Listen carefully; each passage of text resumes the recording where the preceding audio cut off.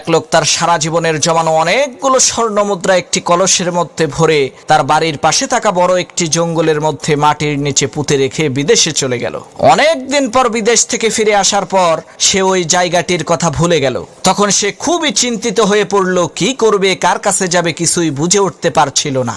এক পর্যায়ে সেই লোকটি ইমামে আজম ইমাম আবু হানিফা রাহমাতুল্লাহি আলাইহির কাছে গেলেন এবং তার কাছে সমস্ত ঘটনাটি খুলে বললেন। ইমাম আবু হানিফা রাহমাতুল্লাহি আলাইহি লোকটির কথা শুনে তাকে বললেন, ভাই, আপনার কলস খুঁজে বের করার একটাই উপায় আছে, সেটা হচ্ছে আজকে সারা রাত আপনাকে নামাজ পড়তে হবে। লোকটি বলল, হুজুর, কোনো সমস্যা নাই, আপনার কথা অনুযায়ী আজকে সারা রাত আমি নামাজ আদায় করব।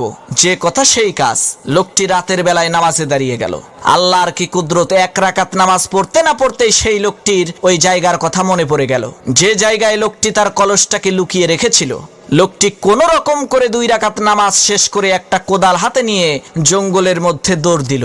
সামান্য একটু মাটি খুঁড়তেই সেই লোকটি তার সেই স্বর্ণভর্তি কলসটাকে পেয়ে গেল। পরের দিন সকালবেলা সেই লোকটি ইমামে আজম হযরত আবু হানিফা রাহমাতুল্লাহি আলাইহির কাছে গিয়ে বললেন, হুজুর, কি আশ্চর্য ব্যাপার, গত 6 মাস ধরে আমি মনে করার চেষ্টা করছি কলসটাকে কোথায় পুঁতে রাখলাম, কিন্তু মনে করতে পারছিলাম না। আর আপনার কথা অনুযায়ী নামাজে দাঁড়ানোর সাথে সাথেই খুবই বিস্ময়কর ভাবে আমার ওই জায়গাটির কথা মনে পড়ে গেল। হুজুর, দয়া করে বলেন এর কারণ কি? তখন হযরত ইমাম আবু হানিফা রাহমাতুল্লাহি আলাইহি বললেন, ভাই শোনো, তুমি যে সারা রাত নামাজ পড়তে চেয়েছিলে, শয়তান কোনোভাবেই তোমাকে সারা রাত নামাজ পড়তে দেবে না।